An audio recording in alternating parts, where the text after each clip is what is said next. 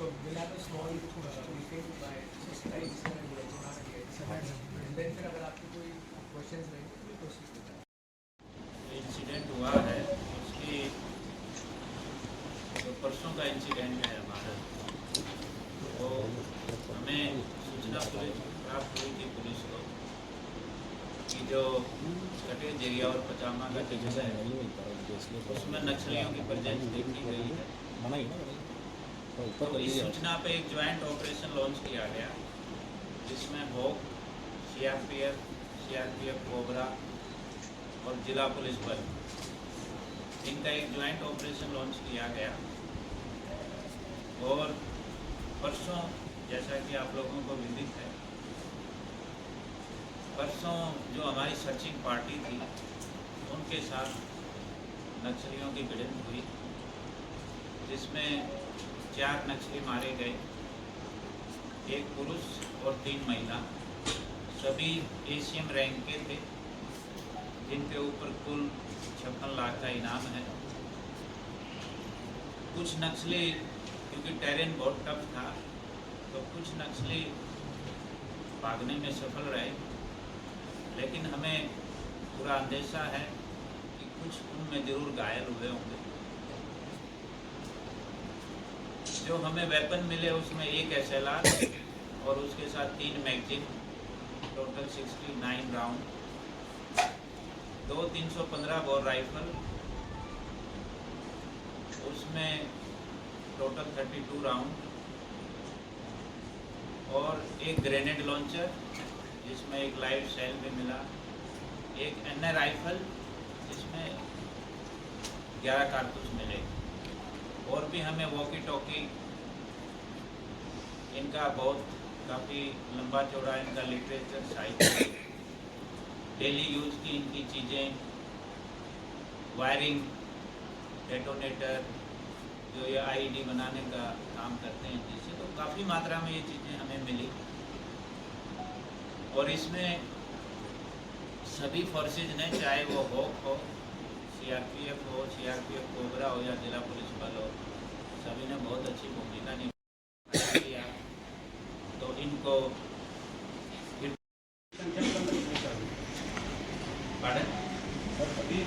कितने संख्या में अभी नक्सलियों की संख्या जो है ना, कम से कम 10-12 जरूर रही है, उससे ज़्यादा भी हो सकती है।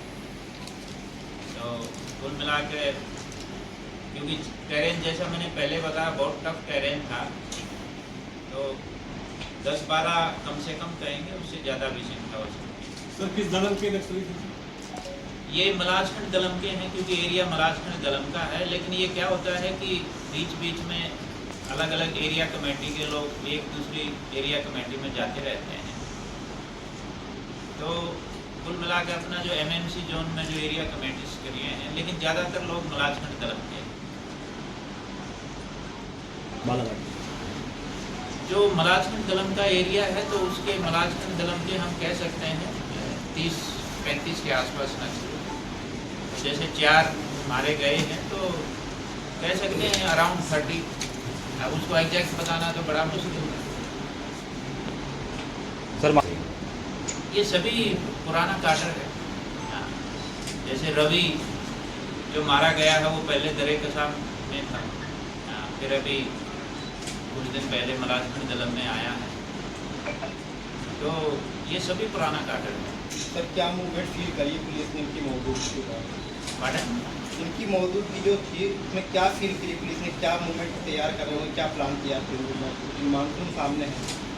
आप ऑपरेशनल प्लानिंग के बारे में?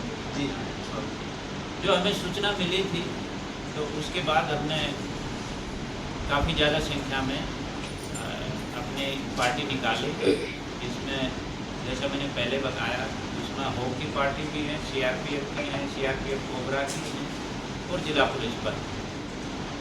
तो जिस एरिया में हमें जानकारी, सूचना मिली थी, उस एरिया में काफ़ी लंबे चौड़े एरिया में सर्चिंग करने के लिए हमने लगभग 600 के आसपास का बल हमने निकाला, कि ताकि चप्पे चप्पे को हम सर्चिंग कर सकें। सर 18-19 के बाद में कंटिन्यूसली देखने मिल सकता है। इसमें इनका काफ़ी एरिया श्रिंक हुआ है, जैसा पहले मंडला में मूवमेंट होता था, इससे पहले डिंडोरी मंडला में जो मूवमेंट होता था, डिंडोरी में अब कोई मूवमेंट नहीं है। मंडला में जो मूवमेंट है वो भी काफ़ी सीमित एरिया में रह गया है।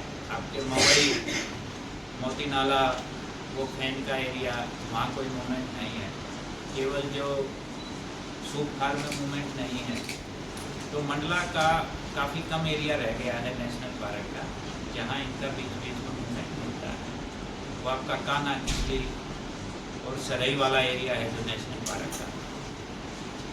तो कुल मिला के जो केबी डिवीज़न में 3 एरिया कमेटी होती थी, उसमें केवल 1 एरिया कमेटी रह गई है। एरिया भी कम हो गया है और एरिया कमेटी जो 3 होती थी उनमें से 1 रह गई है।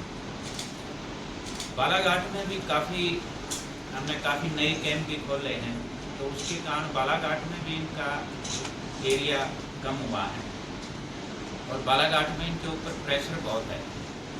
यहाँ का ये है, आप सभी बालाघाट के बारे में जानते हो, यहाँ पे जितने नक्सली कम होते हैं बस्तर या महाराष्ट्र से उतने ही और आ जाते हैं, तो संख्या इनकी जो है ना एक जैसी बनी रहती है। लेकिन अभी क्योंकि बस्तर में भी काफ़ी प्रेशर है और वहाँ भी रिक्रूटमेंट बहुत कम हुआ है, तो आगे इस स्थिति में भी सुधार होगा। सर क्वेश्चन ये था कि या उन नक्सलियों को रोकने के लिए बॉर्डर एरिया से क्या, ये जो एक ऐसा अंदेशा सभी को है कि क्योंकि बस्तर में काफ़ी बड़ी बड़ी कार्रवाई हो रही है, तो हो सकता है वहाँ जो प्रेशर बढ़ा है उसके कारण पड़ोसी जिलों में ये नक्सली आ सकते हैं, पड़ोसी राज्यों में। तो वो फैक्ट हमारी भी निगाह में है और हमने भी उसको काउंटर करने के लिए अपनी स्ट्रेटजी बना रखी है। हम जो अन्य जो पड़ोसी राज्य हैं उनके साथ रेगुलर हमारी मीटिंग होती है, इंटेलिजेंस के जो इनपुट हैं वो शेयर होते हैं और काफ़ी संख्या में हमने ज्वाइंट ऑपरेशन भी हम करते हैं। इतना बड़ा जंगल है तो ये कहना तो बड़ा मुश्किल है कि कितने नए लोग आए हैं।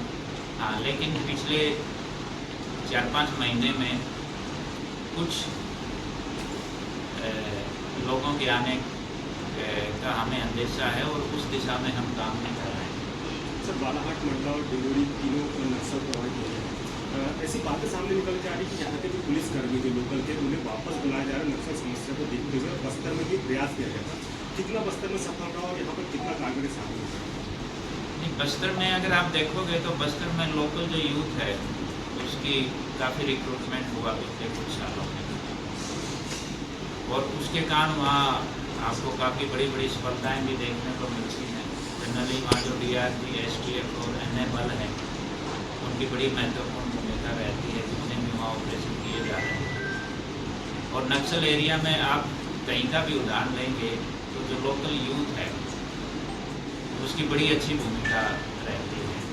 तो इसी कारण मध्य प्रदेश शासन ने इन तीनों नक्सल प्रभावित जिलों से जो गृह जिले की कंडीशन है उसको उन्होंने शिथिल किया है।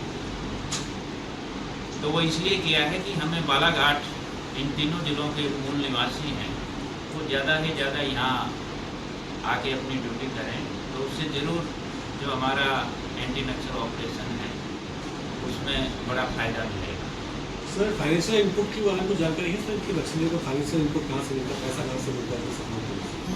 ये नक्सलियों को पैसा तो हम सभी जानते हैं, जैसे तेंदुपत्ता है और लकड़ी की चीज़ें हैं, या नक्सल एरिया में जो भी डेवलपमेंट के काम होते हैं, सड़कें बनती हैं, पुल पुलियाँ बनती हैं, तो इन्हीं से ये लेवी वसूलने की कोशिश करते हैं। लेकिन पिछले कुछ वर्षों से हमने उस पर काफ़ी कंट्रोल किया है और इनके लिए बड़ा मुश्किल हो गया है अब इस तरह की लेवी वसूल करना। खासकर ये अभी जो तेंदुपत्ता का सीजन है जो उनके लिए एक मेजर सोर्स है लेवी का, उस पर हमने काफ़ी हद तक कंट्रोल किया। सर, ये जो मारी गई नक्सली हैं 4, 3 महिला, 1 पुरुष, इनमें कुछ खास खूबी जो संगठन के लिए काम करते हो, कुछ खास खूबी जिस तरह से ग्रेन एरेंट का मिला है, वहाँ पर लांचर मिला, तो कहीं ना कुछ बड़ी घटना को दर्शाता है कि प्लान रहा होगा उनका। बिल्कुल, जो रवि जो मारा गया है वो ग्रेनेड लॉन्चर वही यूज़ करता था और टेक्निकली वो बड़ा साउंड था, तो वो एक बड़ी सफलता है। बाकी जो 3 महिलाएं हैं वो सभी एरिया कमेटी मेंबर हैं, तो उनके अपने अपने रोल रहे हैं, लेकिन खासकर जो ग्रेनेड लॉन्चर है क्योंकि उसको सभी हैंडल नहीं कर पाते, रवि उसमें एक एक्सपर्ट था, तो उस हिसाब से एक अच्छी सफलता कह सकते हैं। सर जो रीता है इस तरह से बात के सामने आ रही है कि चंदू DVCM को जो सदन में रहा है, रीता मारी गई है, वो जो DVCM है चंदू, उनकी वाइफ है।